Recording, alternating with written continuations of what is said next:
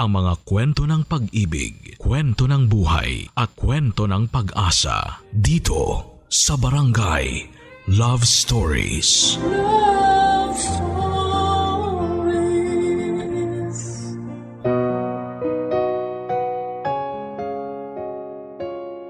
Ang buhay ay pwedeng maging teleserye o pelikula sa dami ng mga pagsubok na dumarating sa atin.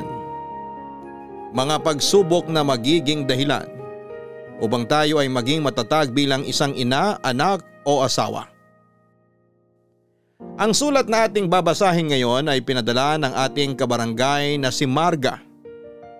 Isang masipag at butihing anak na walang ibang ninais kundi ang maging masaya ang mga taong nakapaligid sa kanya. At nang makilala niya si Stanley, nakatagpo siya ng tila walang hanggang kasiyahan sa piling nito. Pero hindi magiging madali ang kwento ng kanilang relasyon. Susubukin sila ng tadhana at iba't ibang klase ng pagsubok dahil malaki ang pagitan ng estado nila sa buhay. Pilit na pahihinain ng sitwasyon ang pagmamahala na kanilang nararamdaman para sa isa't isa.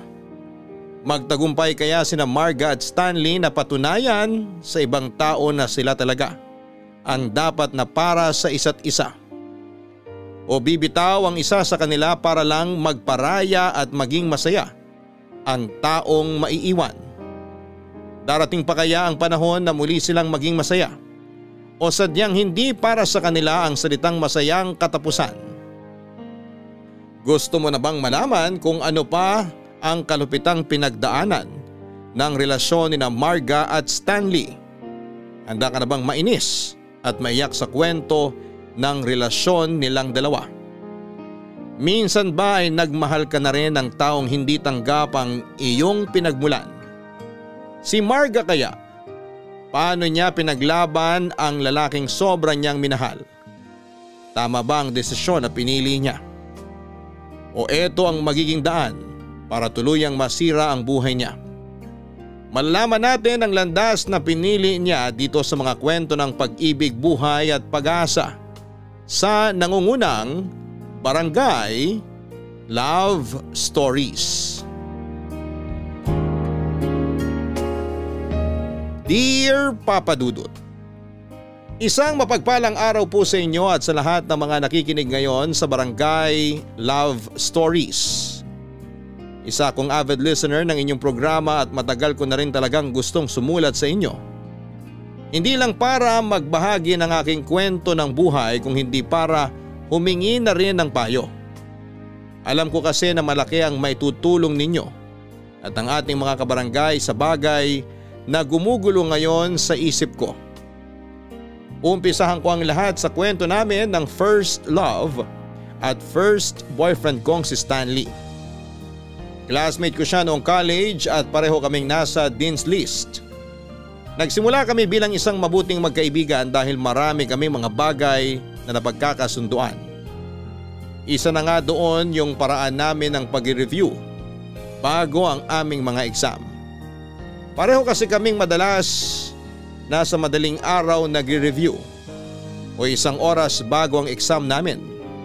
Tapos ay nilalagay namin ang reviewer namin sa ilalim ng una namin. Nalaman namin na parehas kami na may ganong habit ng pag-review noong magkasama kami sa isang research paper noong nasa second year college kami. At nang sumunod na taon ay niligawan niya ako at kaagad ko rin siyang sinagot. Bagay na kahit kailan ay hindi ko pinagsisisihan dahil naging faithful siya sa relasyon namin kahit noong nakagraduate na kami at may kanya-kanya ng trabaho.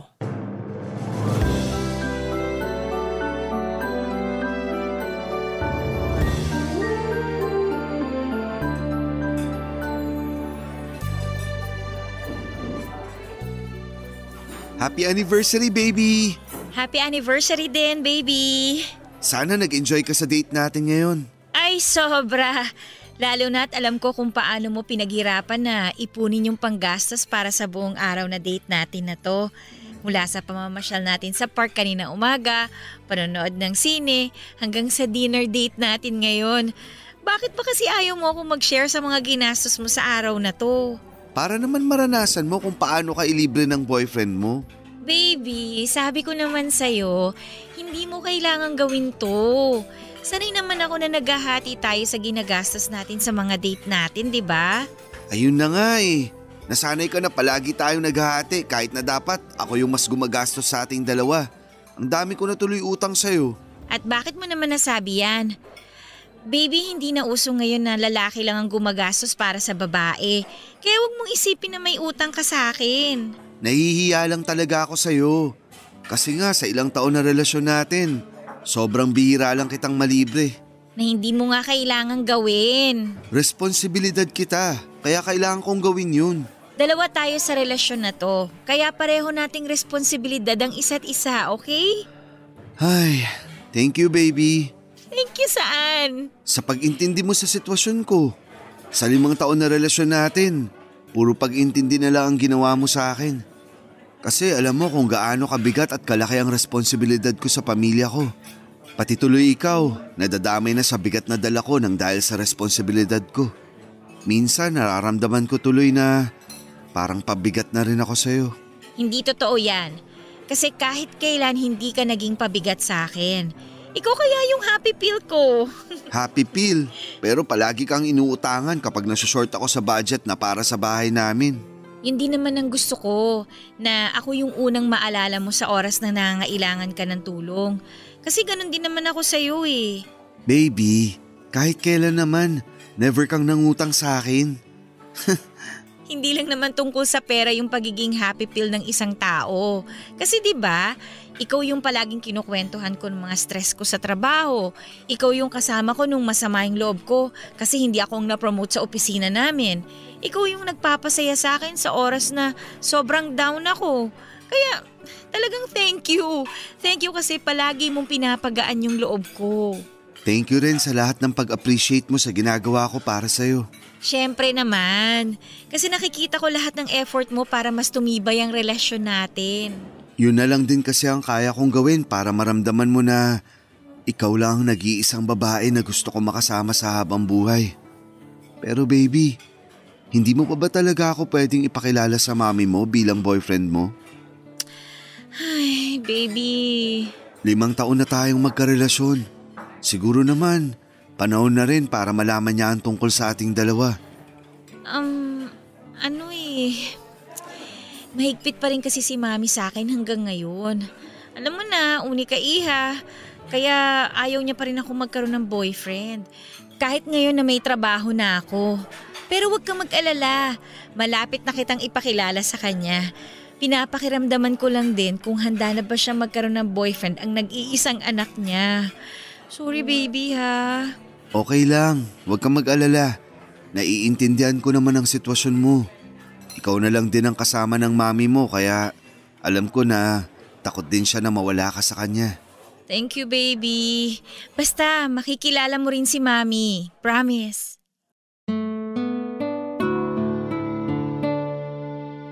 Papadudot, kagaya ng nabanggit ko kanina ay parehas kami ni Stanley na nasa Dean's List at may academic scholarship. Tapos pareho kaming nagtapos ng cum laude sa university. Marami man kaming pagkakatulad sa mga gawain, ugali o iba pang mga bagay. Napakalaki naman ng pagkakaiba ng estado namin sa buhay, Papadudot. Parehas kaming maagang naulila sa tatay namin noon. Namatay ang papa ni Stanley sa isang aksidente at ang daddy ko naman ay sa atake sa puso. Panganay si Stanley sa 6 na magkakapatid at nagtatrabaho bilang kasambahay ang nanay niya. Malaking bagay talaga para sa kanya noon yung academic scholarship niya at financial assistance na natatanggap mula sa munisipyo. Dahil kung walang mga yon, baka hindi na nila kinaya ang mga gastusin para sa kolehiyo niya noon. At mula nang magsimulang magtrabaho si Stanley, siya na halos ang sumalo ng lahat ng responsibilidad dahil nagkaroon ng komplikasyon ng nanay niya sa sakit na diabetes. Dahilan para maputulan ito ng isang paa. Kaya alam ko ang hirap at bigat ng responsibilidad na meron si Stanley. Ako naman ay solong anak ng mami ko na isang negosyante. Negosyante din ang daddy ko bago siya mamatay. At masasabi ko na may kaya talaga ang pamilya namin dahil lahat ng bagay na gusto at kailangan ko ay nakukuha at nabibili ko kaagad. Kahit mag-isa na lamang si mami na nag-handle ng mga negosyo nila ni daddy, nagawa niyang hindi ito bitawan at mas mapalaki pa. Kaya naman mataas din talaga ang expectation niya sa akin. Malaki ang plano niya para sa future ko. At kasama sa future na yon, ang taong gusto niyang maging parte ng pamilya namin at makakasama ko sa panghabang buhay.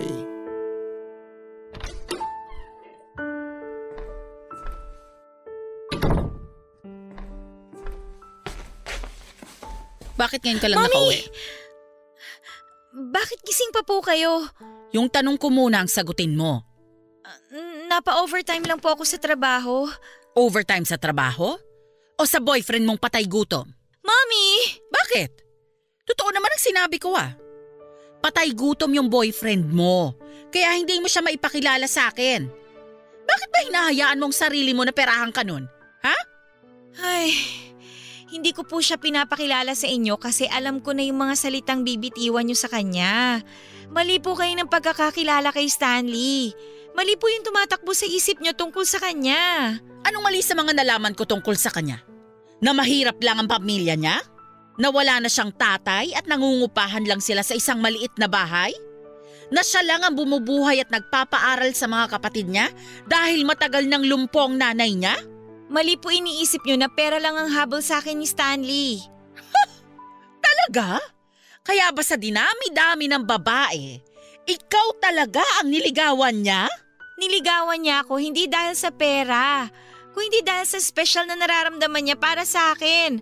Mula pa nung college kami. Hoy Marga, huwag kang tanga na basta naniniwala sa sinasabi ng lalaki na yon. Sigurado ako na pera lang ang habol niya sa'yo. Gusto kanyang gamitin para maiahon sa hirap ang pamilya niya at yon ang bagay na hindi ko hahayaang mangyari. Yan na talaga ang dahilan kung bakit ayokong dalhin dito si Stanley at ipakilala sa inyo Dahil hindi nyo pa nga siya nakikilala, hinusgahan nyo na kagad siya. Mabuting tao si Stanley, Mami. Malinis ang intensyon niya sa akin. Kahit ano pa ang sabihin mo, hindi ko siya matatanggap bilang boyfriend mo o parte ng pamilya na to. Marga, matagal ko nang sinabi sa'yo na hiwalayan mo na ang lalaki na yan. Mahal ko si Stanley at mahal niya ako. Mapapakain ka ba ng pagmamahal na yan? Hindi!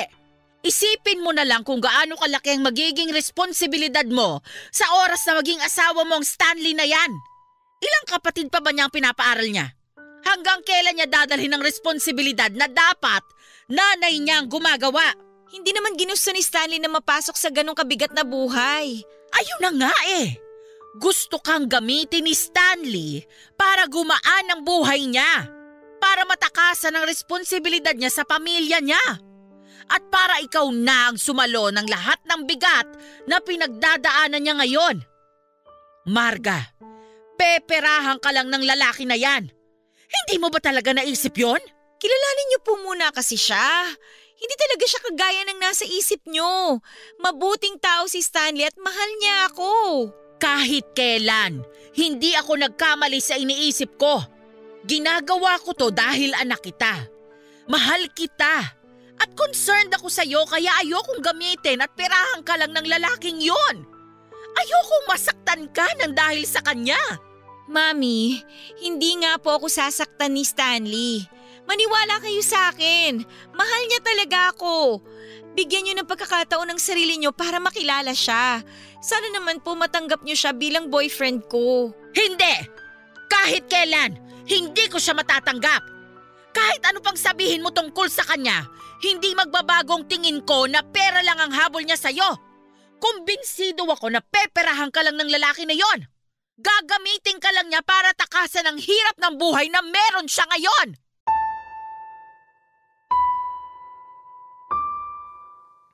Papa Dudut, aaminin ko na may pagkamatapobre ang ugali ng pamilya ko, lalo na si Mami. Naalala ko nga noon na tuwing family gathering, nagpapayabangan ng mga bagong gadget ang pinsan ko. Ang mga tito ko naman ay mga bagong sasakyan ang pinag-uusapan at alahas naman ang topic madalas ni na mami at ng mga tita ko. Yung lola ko lang yung madalas na nakakausap ko tungkol sa mga simpleng bagay kagaya ng pagluluto o mga lumang litrato ng aming pamilya.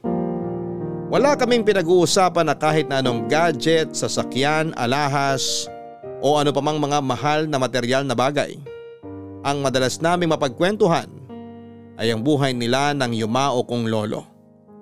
Kung paano sila nagkakilala, naging magkasintahan at nagsumika para mapagtapos si mami at ang iba pa nilang mga anak. Palagi niyang sinasabi sa akin na mabilis lang, mabawi at maipon ang pera. Pero ang panahon ay nauubos at lumilipas. Sa halip na ubusin namin ang oras sa mga luho namin, mas mabuti raw na gumawa kami ng magaganda at masasayang alaala kasama ng mga taong mahal namin. Sa tuwing naririnig ko yon mula kay lola ay gumagaan ang pakiramdam ko. At naisip ko na wala akong ibang pinagmanahan sa pamilya namin kung hindi ang lola ko lang.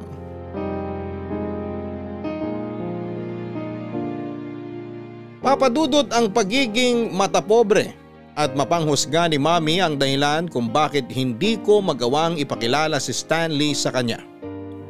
Noong sinabi ko pa lamang na nanliligaw si Stanley sa akin ay pina-background check na niya kaagad ito. At grabe talaga ang sermon na ibinigay sa akin ni mami nang malaman niya ang buhay na meron si Stanley. Marami siyang masasakit na salita na binitawan noon patungkol kay Stanley. Paulit-ulit niyang sinasabi na mamamatay lang daw ako sa gutom kapag si Stanley ang napangasawa ko at peperahan lamang daw ako nito. Sinabi ko kay mami na hindi ganong tao si Stanley pero hindi nagbago ang pagtingin niya dito. Kahit na ilang beses kong sabihin sa kanya na bigyan ng pagkakataon na kilalanin si Stanley, hindi pa rin siya nakinig sa akin. Pero syempre pilit ko pa rin pinaglaban ang nararamdaman ko para kay Stanley. Kaya sinagot ko ito at naging boyfriend bago kami graduate ng college. Kaya lang ay marami ring kilalang kumpanya si mami. At marami siyang koneksyon na malalaking tao at natatakot ako noon na gumawa siya ng paraan para tuluyang masira ang relasyon naming dalawa ni Stanley.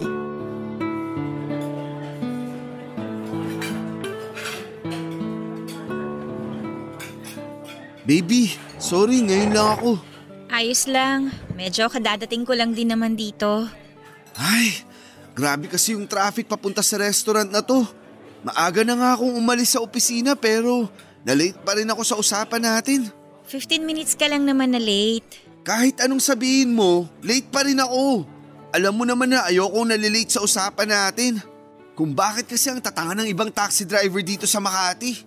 Bakit mo naman nasabi yan? May nadaanan kasi kaming banggaan kanina. Parehas taxi. Tapos nag-aaway pa yung dalawang driver. Nagsisigawan at walang gustong umawat sa kanila. Paano nila maaayos yung problema kung walang aawat, di ba? Di ba ang tatanga lang ng mga taxi driver na yun? Kaya lalo ako nabibwisit kasi sila ang may kasalanan kung bakit na-late ako sa date natin. Nagpadala sila sa mga ganong emosyon nila pero hindi naman ibig sabihin nun, tatanga-tanga na sila. Tsaka, kumalma ka na. Hindi naman ako masyado matagal naghintay kaya wag mo nang isipin yun. Pero kung hindi dahil sa mga tangang taxi driver na yun, hindi pa rin ako malilate. Uy, tigilan mo na nga yung katatawag sa kanila ng ganun. Hindi mo rin naman kasi alam kung ano bang punot dulo ng pag-aaway nila. Sinasabi ko lang naman kung ano yung totoong nararamdaman ko. Bakit ba parang ang init ng ulo mo? Sabi ko nga kanina, kumalma ka muna para hindi ko ano-anong lumalabas dyan sa bibig mo. Ay, pasensya na baby. Para kasi ang dami nangyari sa araw na to. Tungkol ba sa trabaho yung dahilan kung bakit mainit ang ulo mo ngayon? Oo, nakakainis kasi yung dalawang supervisor ko sa opisina. Palagi akong pinag-iinitan. Ginagawa ko naman ng tama yung trabaho pero palagi nilang hinahanapan ng butas. Kagaya nung nakaraang meeting namin.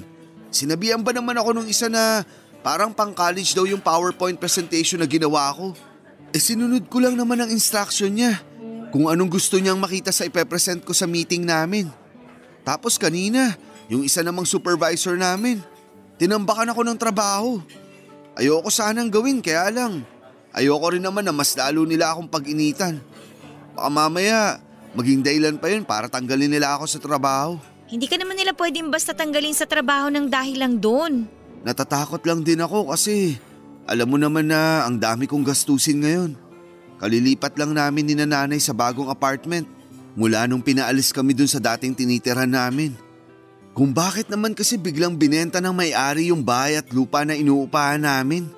Mas lalo ako nagipit ngayon kasi mas mataas yung upa na binabayaran ko sa bagong apartment namin. Tapos natanggalan pa ng scholarship yung kapatid ko. Sumabay pa itong mga buwisit na supervisor ko sa opisina. Ay, ano ba namang buhay to? Kalma ka lang. Sigurado ako na matatapos din lahat ng mga problema mo. Ay, bakit nga pala bigla ka nakipagkita sa akin ngayon? May gusto kasi sana akong sabihin sa'yo. Pero gusto mo umorder muna tayo ng pagkain? Hindi pa naman ako nagugutom. Ano ba yung gusto mong sabihin? Parang ang seryoso ng mukha mo. Stanley, sana maniwala ka na hindi madali para sa akin ang desisyon na to. Pero ano kasi, kailangan ko nang tapusin ang lahat sa ating dalawa. Teka, anong ibig mong sabihin? Stanley, hindi na kita mahal. At hindi ko na kayang lokohin ang sarili ko. Hindi ko na kayang magstay sa relasyon natin na to. Marga, ano to? Joke time ba to? Huwag ka namang magbiro ng ganyan, please. Hindi ako nagbibiro, Stanley. Seryoso ako sa lahat ng mga sinasabi ko. Hindi ko maintindihan. Bakit? Ayos naman tayo kahapon ah. Bakit ngayon bigla mo akong inihiwalayan? Ano bang mahirap intindihin sa hindi na kita mahal? Marga, huwag mo namang gawin sa akin to. Dahil ngayon kita mas kailangan. Sorry pero hindi ko na talaga kaya na patagalin pa yung relasyon na to eh. Hindi ko na kayang magpanggap na ikaw pa rin ang mahal ko. Ayoko na, Stanley. Ayoko na sa'yo. Wala na talaga akong nararamdaman na kahit na anong pagmamahal para sa'yo. Papa Dudut, dumating na nga noon ang araw na kinakatakutan ko. Ang gumawa ng paraan si Mami para magkaroon ako ng dahilan na hiwalayan si Stanley. Ilang ulit na sinabi sa akin ni Mami noon na gagawa siya ng paraan para ako mismo ang makipaghiwalay sa boyfriend ko. Wala raw ibang maidudulot sa akin si Stanley kung hindi puro paghihirap lang. Kaya dapat nahiwalayan ko na ito. Palaging sinasabi ni Mami na peperahan lang naman daw ako ni Stanley. Kaya dapat na magising na ako sa kabaliwan ko sa kanya. Halos araw-araw na nga kaming nag-aaway sa loob ng bahay namin. Dahil lang sa paulit-ulit na pangungumbinsi ni Mami sa akin na hiwalayan na si Stanley. Pero ni minsan ay hindi talaga yon pumasok sa isipan ko. May kumpiyansa akong magagawa naming ipaglaban ni Stanley ang pagmamahala namin hanggang sa huli. Na kahit ano pa mang mangyari, walang bibitaw sa aming dalawa. Pero nagkamali pala ako at hindi ko inaasahan noon na darating ang araw na ako mismo ang tatapos sa relasyon namin ng taong pinakamamahal ko. Bonnie, nasan ka na ba? Malapit na nga ako dyan sa cinema kung nasaan ka. Anong malapit na? Kanino mo pa sinasabi yan eh? Di mo ba narinig yung sinabi ko? Nahihirapan nga ako mag-park. Alam mo naman kasi na first day showing ngayon ng movie na gusto mong panoorin natin. Tapos hindi mo pa inagahan ang alis sa bahay nyo. Paano pala kung pumayag ako na sunduin mo ako sa bahay? Eh di mas lalo tayong na-late. Alam mo Marga, ang dami mong sinasabi. Malapit na nga ako dyan, huwag ka na magsungit. Hintayin mo na lang ako. Ano pa bang magagawa ko kung hindi hintayin ka? Bilisan mo maglakad, nawawalan na ako ng ganang manood ng sine. Sabi ko naman kasi sa'yo kumain na lang tayo sa bahay namin para hindi nasasayang ang oras ko ng ganito. Malapit na nga ako, okay? Relax ka lang. Eto, papunta na talaga ako dyan. Ewan ko sa'yo, Bonnie, bilisan mo! Nakakainis talaga si Bonnie kahit kailan. Magsiset ng oras ng date, pero palagi siya yung late sa usapan. Hindi na talaga siya makakaulit. Marga? Stanley? Anong ginagawa mo dito? Sinusundan mo ba ako? Hindi kita sinusundan. Napadaan lang ako dito sa mall kasi may kailangan akong bilhin na school supplies. Pero pwede ba tayong mag-usap saglit? Hindi pwede. May lakad pa ako. Sige, mauna na ako sa'yo ha. Marga, sandali lang. Gusto ko lang ng konting oras mula sa'yo. Hindi ko na rin kasi alam kung paano ka kukontakin. Hindi ko na matawagan cellphone number mo. Binlock mo pa ako sa mga social media account mo. Kasi wala naman tayong dapat pag-usapan kaya pinutol ko na lahat ng pwede nating maging communicasyong dalawa. Mahal kita at sigurado ako na mahal mo pa rin ako. Ano bang kailangan kong gawin para maging maayos ulit tayong dalawa? Wala! Kahit kailan hindi na maayos ang relasyon natin, Stanley. Walang dahilan para subukan pa natin ulit. Hindi ka ba nakakaintindi? Hindi na kita mahal. At hindi ko na kayang pakisamahan ka at ang pamilya mo. Stanley, hindi ko na nakikita yung sarili ko na ikaw ang makakasama ko hanggang pagtanda. Ayoko ng mahirap na buhay. Ayoko maghirap at sigurado na ako na yun ang mangyayari pag ikaw yung pinili ko. May problema ba dito? Bonnie? Ginugulo ka ba ng lalaking to? Hindi. Mabuti pa umalis na tayo. Tara na. Marga, sandali lang. Stanley, sinabi ko nang wala na tayong dapat pag-usapan. Kaya please lang, huwag ka nang manggulo. Pero hindi pa tayo tapos mag-usap. Sigurado ako na hindi ka nagsasabi ng totoo. Alam ko na nagsisinungaling ka lang. Alam ko na ako pa rin Manahimik ka na. Ayaw kang kausap ni Marga. Ang kulit mo ah! Bonnie, tama na! Huwag mo itulak si Stanley! Ang kulit kasi ng bobo na to eh. Pwede ba? Tigil-tigilan mo na girlfriend ko kung ayaw mong basagin ko yung pagmumukha mo. Girlfriend? Oo! Boyfriend ko na si Bonnie. Kaya please lang, layuan mo na ako. Tigilan mo na ako, Stanley!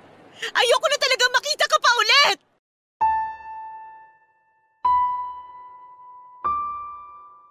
Papadudot nang may kwento noon ni Stanley sa akin ang tungkol sa pagkakatanggal ng scholarship mula sa kapatid niya ay kinabahan ako. Naramdaman ko na may mga susunod pa na pwedeng mangyari na hindi ko magugustuhan pero kaagad ko rin yung pilit na binabaliwala. Hanggang sasabihin na nga ni Stanley na kinausap daw sila ng may-ari ng apartment na tinitirhan nila para paalisin sila doon dahil may nakabili na ng lupa nito. Doon na mas tumibay ang hinala ko na tama ang mga bagay na naglalaro sa isip ko. Lalo na nang may kwento ni Stanley sa akin na pinahirapan siya sa trabaho nila. Nagdesisyon ako na kausapin si Mami kung may kinalaman siya sa nangyayari sa buhay ni Stanley. Hindi naman nag-deny si Mami at sinabi niya na siya ang may pakana ng lahat ng paghihirap na nararanasan ni Stanley. At kapag hindi ko pa siya hiwalayan, hindi titigil si Mami sa panggugulo at pagpapahirap sa buhay ni Stanley. Saglit po akong natulala noon habang walang tigil ang pagtulo ng luha sa magkabila kong pisngi. Hindi ko rin alam kung matatawa ba ako o mandidiri kasi parang isinasabuhay ng mami ko na maging buhay na kontrabida mula sa mga teleserye. Nachichipan talaga ako. May tao palang darating sa ganung punto makuha lamang ang gusto. Hindi ko alam kung gusto bang magpa-discover ng nanay ko sa GMA o bored lamang siya. Kaya kung ano-ano nang mga naisip niyang gawin. Nakakasuka. Parang isang teleserye talaga. Ang buhay ko noon, papadudot. Teleserye na walang kasiguraduhan kung may naghihintay na masaya o malungkot na katapusan. Papadudot, hindi talaga naging madali sa akin ang desisyon na ginawa ko na pakikipaghiwalay kay Stanley. Siya lang ang nag-iisang lalaki na gusto kong makasama sa buhay hanggang sa pagtanda ko. Pero hindi ko rin kaya na patuloy siyang mahirapan ng dahil lamang sa akin. At ang masama pa doon ay nadadamay na pati ang pamilya niya. Doon ko na-realize na may mga bagay na hindi kayang labanan ng pag-ibig lang. Kasama na doon ang kapangyarihan ng pera ng isang tao na kayang kontrolin ang napakaraming bagay sa mundong ito. Nagawa nitong tapusin ang pagmamahalan at relasyon namin. Ilang buwan lang ang nakalipas mula nang makipaghiwalay ako noon kay Stanley. Sinagot ko na rin ang manliligaw ko na si Bonnie ay na rin sa kagustuhan ng mami ko. Nangako kasi si mami na titigilan na si Stanley at ang pamilya nito. Oras na sumunod ako sa mga gusto niya. Kasama na nga sa pagsunod ko sa kanya yung pagpapakasal sa lalaking hindi ko naman mahal, Papa Dudut.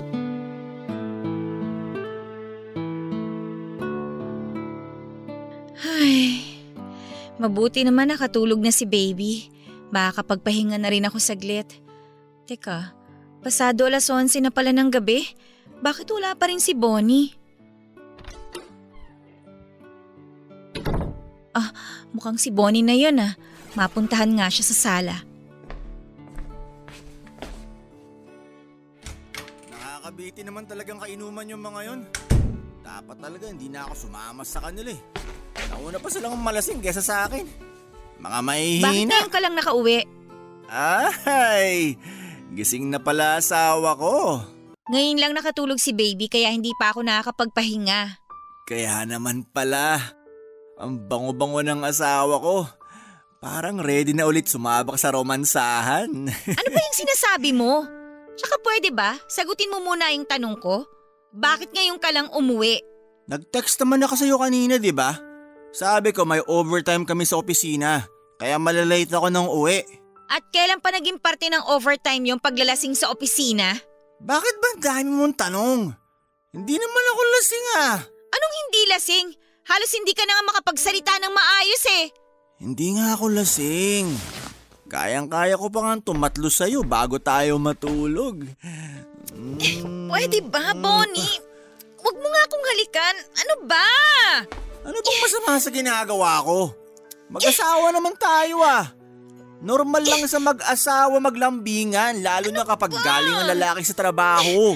Baka nakakalimutan mo. 2 buwan pa lang nakakalipas mula nung mga anak ako.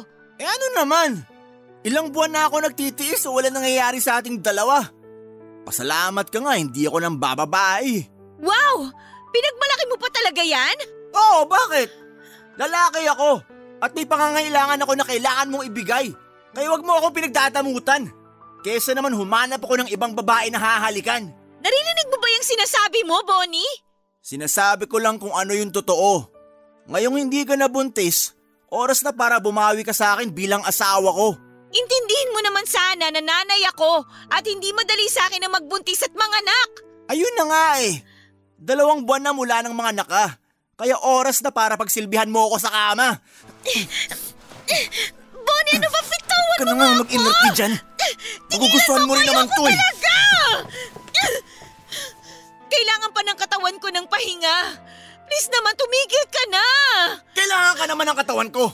Kaya sa ayaw at sa gusto mo, pagbibigyan mo ako, asawa mo ako, at responsibilidad mo na paligayahin ako sa oras na gusto ko. Naiintindihan mo? Kaya pagbigyan mo na ako kung ayaw mo na magkasakitan pa tayo dito. Papa Dudut, bago pa ako niligawan ni Bonnie noon ay kilala ko na siya bilang isang mayabang na tao. Uniko iho siya ng mga magulang niya at masasabi ko talagang lumaki siyang spoiled brat. Schoolmate ko siya noong elementary at high school sa isang private school at ahead siya ng 1 taon sa akin. Kilala rin siya noon bilang isang bully na estudyante na palaging may nakakaaway. Madalas ko ngang mabalita noon na palagi siyang pinapatawag sa guidance office dahil sa reklamo ng ilang estudyante sa kanya. Pero hindi siya na-kick out dahil palaging malaki ang donation na ibinibigay ng mga magulang niya para sa school. Nagkita ulit kami ni Bonnie sa burol ng isang dating teacher namin at mula noon ay palagi na niya akong kinukulit kahit alam niyang may boyfriend na ako. Nagulat na nga lang ako nang makarating kay mami na gusto raw akong ligawan ni Bonnie. At yon ang lalong nagtulak kay mami noon para gumawa ng paraan na masira ang relasyon namin ni Stanley. At para tuluyan ng tigilan ni mami ang pagpapahirap sa buhay ni Stanley, pumayag na akong sagutin si Bonnie at magpakasal dito. Sinabi pa noon ni mami na yun daw ang pinakamagandang desisyon na ginawa ko. Ang hindi niya alam, yun ang desisyon na sisira ng buhay ko noon.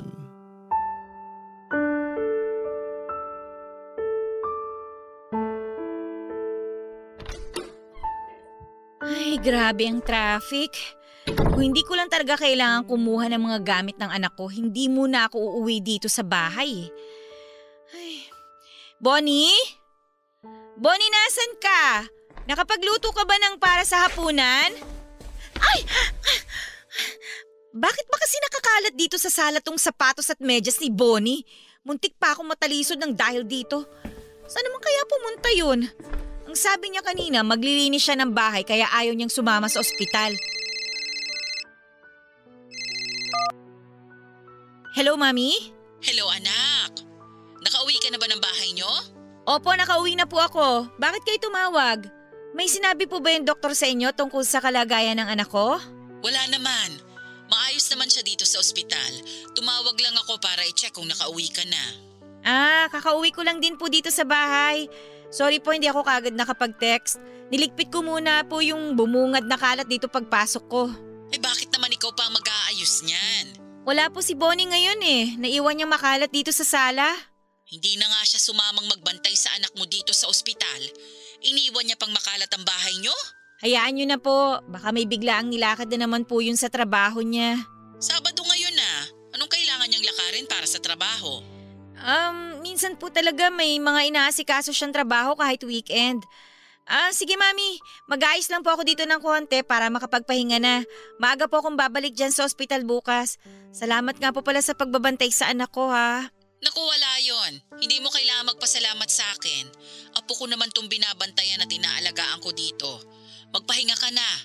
Huwag mo masyadong isipin ang anak mo dahil ang sabi ng doktor, ligtas na siya mula sa dengue. At kailangan na lang i-monitor ang kalagayan niya dito hanggang sa payagan na siyang makalabas. O siya, sige na. Sige po Mami, salamat po ulit. Bye. Oh, nakauwi ka na pala. Kadarating ko lang dito. Kumusta anak natin?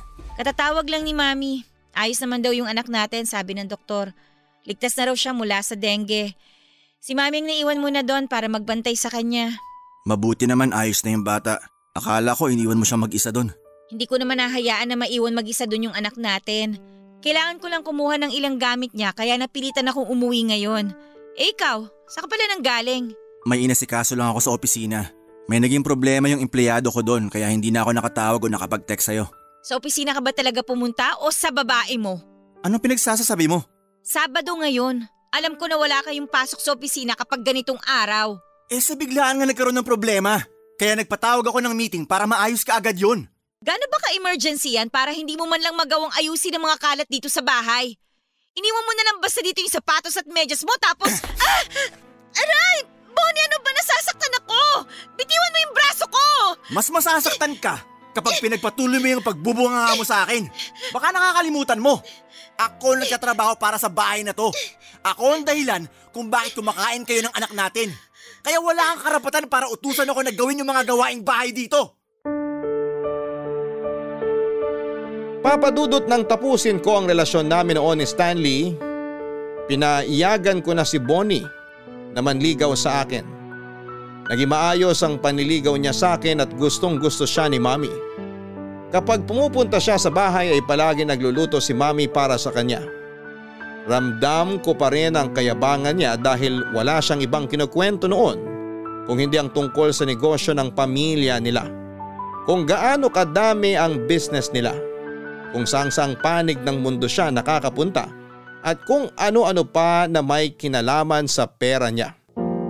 Sa kabila ng ganong ugali niya, sinagot ko pa rin siya at pumayag pa rin ako na magpakasal sa kanya. Mula noon ay wala na rin akong naging balita kay Stanley. Ang huling naging pag-uusap namin nung puntahan niya ako sa labas ng pinagtatrabahuhan ko para tanungin kung totoong magpapakasal na ako kay Bonnie. Sinabi ko na totoo yon at tinanong niya kung hindi ko na ba talaga siya mahal. Tinanong niya kung totoo bang basura na lamang para sa akin ang ilang taon na relasyon naming dalawa. Tinanong niya ako kung wala na ba talaga siyang puwang o pwesto sa puso ko. Binigay ko sa kanyang isang napakahirap na kasagutan noon. Nagsinungaling ako at sinabi ko na kahit kailan, hindi na maibabalik pa ang nararamdaman kong pagmamahal para sa kanya. Hiniling ko na umalis na siya sa buhay ko at yun nga ang ginawa niya. Mula ng araw na yon ay hindi ko na siya nakita pa, Papa Dudut.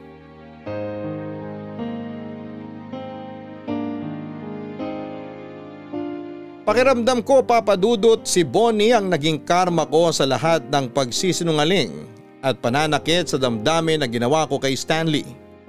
Kasi hindi ako naging masaya sa buhay ko kasama ang asawa kong si Bonnie. Sa umpisa ng pagsasama namin kahit paano ay maayos pa ang lahat. Pero hindi nagtagal ay lumabas na rin ang totoong ugali niya.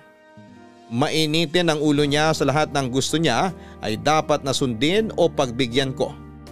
Nagiging mapanakit din siya pagdating sa romansa, lalo na kapag ayaw ko siyang pagbigyan. Mula nang mamatay ang mga magulang niya ay nagsimula na rin siyang malulong sa bisyo at sa pagsusugal. Hindi nagtagal ay nalugi rin ang mga negosyo nila. Hanggang sa magsimula na rin kaming mabaon sa utang noon, kaya napilitan na akong magtrabaho. Ayaw ko na rin kasing umasa kaming mag-asawa kay Mommy kaya kahit na anong pilit niya natulungan ako financially ay tumatanggi talaga ako at sinasabi ko na kaya ko namang magtrabaho para makatulong sa asawa ko. Naging malungkot si Mommy sa paghihirap na pinagdadaanan ko sa pagsasama namin ni Bonnie. Awang-awa siya hindi lang sa akin kung hindi pati na rin sa anak namin ng asawa ko. Hanggang sa marinig ko na mismo mula kay Mommy ang suhestyon niyang makipaghiwalay na ako kay Bonnie. Bagay na hindi ko kaagad ginawa dahil ayaw kong bigyan ng broken family ang nag-iisang anak ko. Handa akong tiisin lahat ng sakit noon para lamang manatiling buo ang pamilya namin. Halos 10 taon na kaming nagsasama noon ni Bonnie at kahit kailan ay hindi ko siya nakitaan ng pagbabago sa ugali niya. Pero lahat ng bagay ay may hangganan at kasama na doon ang pasensya at pagmamahal ng isang tao. Salamat po sa mga pinamili nyo para dito sa bahay ha. Hindi na po kayo dapat nag-abala eh. Kasya naman po yung pera ko pang grocery namin. Anak, alam ko na marami pa kayong binabayaran na utang ngayon ni Bonnie mula nang magsimulang malugi ang negosyo niya. Saka hindi naman ganun karaming mga grocery ko para sa inyo kaya ayos lang yan. Nahihiya na rin po kasi ako sa inyo, Mami. Napapadalas na po yung pagdadala nyo ng mga pagkain dito sa bahay. Tapos minsan pa, kayo pa po yung nagbabayad ng tuition fee ng anak ko. Ako rin naman kasi ang nangulit sa'yo na tapusin niya na ang elementary sa private school. Kahit pa na gusto mo na siyang ilipat sa public school para makatipid ka. Ayoko lang din naman ibago ang bata. Kaya nangako ako sa'yo na tutulungan kita sa pagbabayad ng tuition fee niya hanggang sa makatapos siya ng elementary. 1 taon na lang din naman at makakagraduate na siya. Pasensya na po talaga ha. Bakit ba humihingi ka ng pasensya sa akin? Wala ka namang kasalanan sa sitwasyon nyo ngayon. Nagsusumikap ka pang matulungan ng asawa mo sa mga panggastos nyo dito sa bahay. Halos mapabayaan mo na nga ang sarili mo. Pinagsasabay mo ang pagtatrabaho at pag-aalaga sa anak nyo. Samantalang yung asawa mo, walang inatupag kung hindi ang bisyo niya. Hayaan nyo na po, ganun talaga si Bonnie eh. Hindi sanay na hindi tinutulungan ng mga magulang niya. Kaya mula nung nawala sila, halos nawalan na rin ang direksyon ng buhay niya. Pero nandyan pa naman kayo ng anak nyo para sa kanya. Dapat isipin niya rin na magpakatatag at ayusin ang buhay niya para sa inyo na pamilya niya. Ewan ko ba, Mami? Sa totoo lang, napapagod na rin po ako sa kanya. Pero wala naman po akong magawa kundi magpakatatag eh. Ayoko na dumating yung araw na anak naman namin ang mahirapan ng dahil sa aming dalawa ng tatay niya. Basta itong tatandaan mo. Ano man ang maging mga susunod na desisyon mo, susuportahan kita. Salamat po, Mami. Salamat po sa lahat ng tulong niyo sa amin. Ay naku, wag ka nang paulit-ulit na magpasalamat. Ginagawa ko lang ang obligasyon ko sa inyo. O sige na. Aalis na ako at may kailangan pa akong daanan. Sigurado po ba kayo na hindi na kayo maghahaponan dito? Oo, hindi na. Importante yung dadaanan ko. Hindi ako pwedeng malate. Huwag mo na rin akong ihatid sa labas. Unahin mo nang magluto ng ulam para sa hapunan ninyo. Sige po, Mami. Mag-iingat po kayo ha. O ingat din kayo dito. Mauna na ako. Ay, si Mami talaga. Ang ganda ng timing. Sakto talaga tong mga gulay na bigay niya para sa pinakbet. Marga? Nandito ako sa kusina. Oh, gising ka na? Kanina pa. Ayoko lang magpakita sa nanay mo. Kaya ngayon lang ako lumabas ng kwarto. Sakto, magluluto ako ng pinakbet. Magsaing ka na habang hinahanda ko tong lulutuin ko. May pera ka ba dyan? Bigyan mo nga muna ako. Ha? Bingi ka ba? Ang sabi ko, bigyan mo muna ako ng pera. Wala akong pera dito. Pinambayad ko na ng bills natin. Walang pera pero nakapamili ka pa ng mga gulay? Huwag mo nga akong lokohin. Hindi kita niloloko. Si Mami ang bumili ng mga gulay na to. Kung lumabas ka sana ng kwarto kanina nung nandito siya, makikita mo na pinag-grocery niya tayo. Huwag mo na akong gawing tanga. Ilabas mo na yung pera mo. Babayaran ko naman eh. Akin na. Ay! Bonnie, pwede ba? Bitiwan mo nga ako. Kahit anong kap-kap ang gawin mo sa bulsa ko, wala kang makukuhang pera sa akin. At talagang gusto mo masaktan ngayon, ha? Sige, sige! Subukan mo! Marga, bitawan mo yan. Subukan mo lang na sampalin o saktan ako. Hindi ako magdadalawang isip na isaksak tong kutsilyo sa'yo! Marga, nangungutang lang naman ako sa'yo. Babayaran ko rin naman kaya bigyan mo na lang ako ng pera. Bonnie, pagod na ako! Pagod na ako sa'yo! Paulit-ulit na lang tayong ganito. Ayoko na! Anong ibig mong sabihin? Ayoko na! Hindi ko na kayang tiisin ang ugali mo! Maghiwalay na tayo! Papa Dudut, dumating ako sa punto na sobra na akong naaawa sa sarili ko. Dahil sa ginawa kong pagpapakamartir sa relasyon namin ng asawa kong si Bonnie. Madalas niya na kasi akong nasasaktan noon ng pisikal. Lalo na sa tuwing uuwi siya sa bahay namin nang nakakainom ng alak. Hindi na nga siya halos nagbibigay ng pera para sa mga panggastos namin sa bahay. Madalas pa niyang kinukuha sa akin ng perang pinaghihirapan ko sa trabaho. Ang pera na tinitipid ko para sa anak ko at iba pang gastusin sa bahay. Kaya naman hindi ko na natiis lahat ng pagpapahirap na nararanasan ko kay Bonnie. At tuluyan na akong nakipaghiwalay sa kanya, Papa Dudut. Sinuportahan naman ni Mami ang desisyon ko na yon at tinulungan niya ako sa lahat ng gastusin para sa mabilis na proseso ng annulment namin ni Bonnie. Tinulungan din ako ni Mami sa pagpapalaki at pag-aalaga at pagsuporta sa anak ko. Dahil mula nang maghiwalay kami ni Bonnie, hindi na rin siya nagbigay ng kahit na anong financial o emosyonal na suporta para sa anak ko. Ayos lang naman sa akin dahil ayaw ko na rin na magkaroon ng kahit na anong koneksyon sa kanya. Sapat nang nasa tabi ko si Mami para kayanin kong alagaan at suportahan ang anak ko. Kaya lang isang pagsubok ang muling dumating noon sa buhay ko. Dahil 1 taon pa lamang ang nakakalipas mula na maghiwalay kami ni Bonnie. Nalaman ko na may malubhang sakit si Mami na hindi niya sinasabi sa akin. Matagal na pala siyang nakikipaglaban sa sakit niya na stage 3 breast cancer. Mami, aalalayan ko po kayo ha. Oh, dahan-dahan lang po sa pag-upo. Yan. Ay, Okay lang po ba ang pwesto nyo, ha Mami? O hindi po kayo komportable? ayos na ako, Marga. Salamat. Pwede na akong matulog sa ganitong pwesto ng upo ko. Gusto nyo po ba na lumipat tayo sa kwarto nyo para makatulog kayo ng maayos? Naku, hindi na. Ayoko. Okay na ako rito. Wala na akong ibang ginawa kung hindi matulog na lang ng matulog. Kailangan nyo po kasi yon para mas makapag-ipon kayo ng lakas.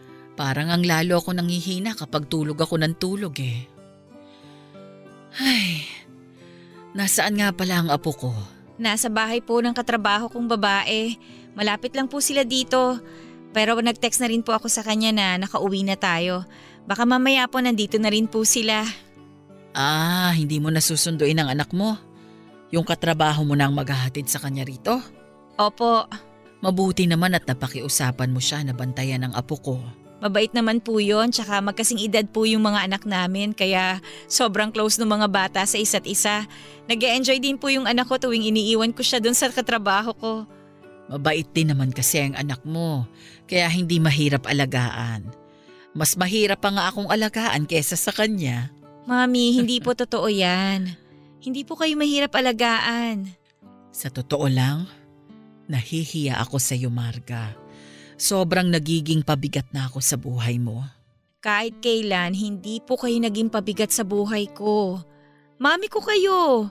Kaya para sa akin, obligasyon ko na alagaan kayo kagaya ng pag-aalaga na ginawa niyo sa akin noon. Hindi lang naman to tungkol sa pag-aalaga na ginagawa mo sa akin ngayon. Ano pong ibig niyong sabihin? Marga, napakarami kong nagawa na maling desisyon sa buhay ko. At kasama na doon yung pagsira ko sa relasyon ninyo ni Stanley noon. Tama ka, na mali ako ng pagkakakilala sa taong mahal mo. At muli akong nagkamali nang pilit kitang pinakasal kay Bonnie. Mami. I'm sorry, anak ha. Sana maniwala ka na gusto ko lang talagang mapabuti ang buhay mo. Kaya ginawa ko ang mga bagay na yon. Hindi yun para sa akin. Para sa iyo sana lahat ng desisyon na ginawa ko. Para sa ikabubuti ng buhay mo. Kaya nga, naisip ko ngayon na ito na siguro ang parusa sa lahat ng mga pagkakamaling nagawa ko noon. Pinaparusahan na ako sa mga pagpapahirap na ginawa ko sa inyo ni Stanley noon. Sorry talaga, anak. Sana mapatawad mo pa ako. Matagal ko na po kayong napatawad, Mami. Nagkamali lang talaga kayo ng pagkakakilala kay Stanley noon. Pero kahit kailan, hindi po ako nagtanim ng galit sa inyo. Salamat, anak. Salamat sa palaging pag-intindi mo sa akin. Basta ito ang tandaan mo. Ano pa man ang mangyari sa mga susunod na araw o sa mga susunod na buwan, ano pa man ang mangyari sa akin, palagi mong pipiliin ang sarili mo. Piliin mo ang dahilan para maging masaya ka. Hanapin mo ang totoong kaligayahan mo. Naniniwala ako na hindi pa huli ang lahat para sumaya ka, Marga. Hindi pa huli ang lahat para sa iyo.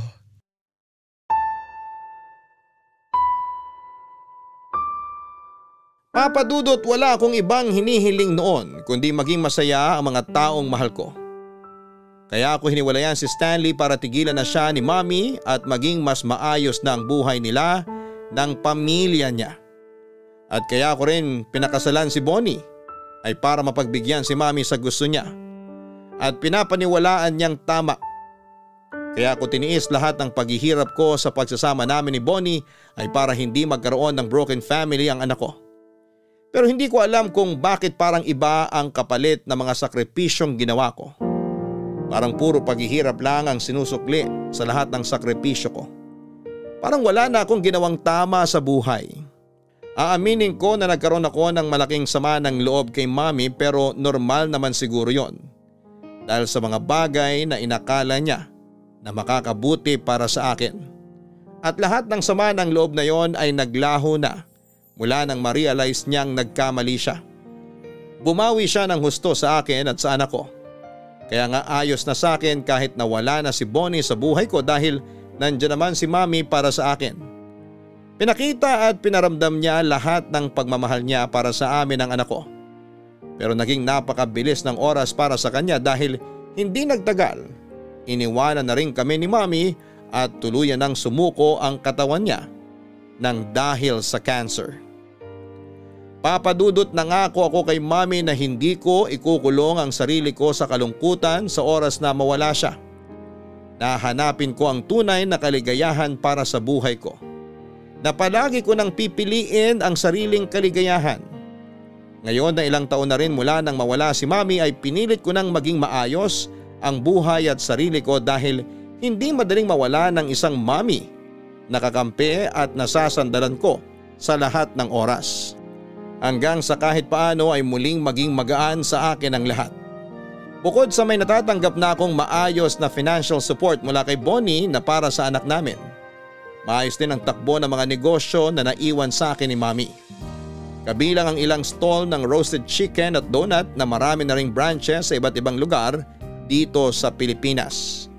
Nag-focus na ako sa pagnenegosyo para mas hawak ko ng oras ko at may panahon ako para sa anak ko. Maayos na ang buhay ko pero nangungulila pa rin ako sa pagmamahal ng taong sobra kong minahal noon. Sa kabila ng ilang beses na pagtataboy ko sa kanya paalis sa buhay ko. Hanggang ngayon ay umaasa pa rin ako na sana isang araw ay magtagpong muli ang landas namin ni Stanley. At kung dumating man ang panahon na yon, sana ay pwede pa naming ituloy ang aming nasirang relasyon at naudlot na pagmamahalan. Maraming salamat po sa pagbabasa nitong sulat ko at sana ay nakapag-iwan ito ng aral sa buhay ng mga nakikinig ngayong araw.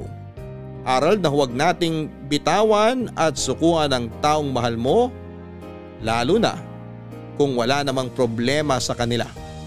Yung tipong gusto lang kayong paghiwalayin ng mga tao sa paligid ninyo dahil hindi nila lubos na kilala yung taong karelasyon mo. Ang mga pagsubok sa pagsasama, lagi mong mahahanapan ng paraan yan. Huwag mo agad susukuan. Ang inyong forever kapuso at kabarangay, Marga. Maraming salamat kay Marga sa pagbibigay ng oras na makapagbahagi ng iyong kwento ng buhay dito sa aming programang Barangay Love Stories. Tunay na hindi madali ang mga pagsubok na pinagdaanan mo sa buhay at kahanga-hanga ang iyong naging katatagan, lalo na nang mawala ang isa sa mga taong kinakapitan mo at nagbibigay sa iyo ng pag-asa sa buhay. Ang mami mo. Pero sa kabila ng mga hirap at pagsubok na pinagdaanan mo, naniniwala ako na darating ang araw na mahahanap mo ang kulang na nararamdaman mo sa buhay mo.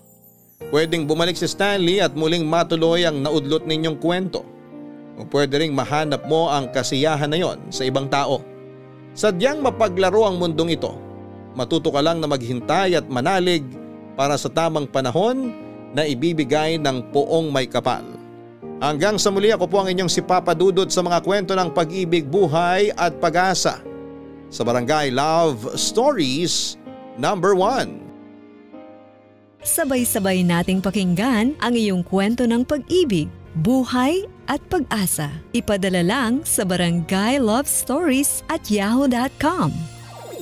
Nagustuhan ng iyong napakinggan? Ituloy yan via live stream sa www.gmanetwork.com/radio.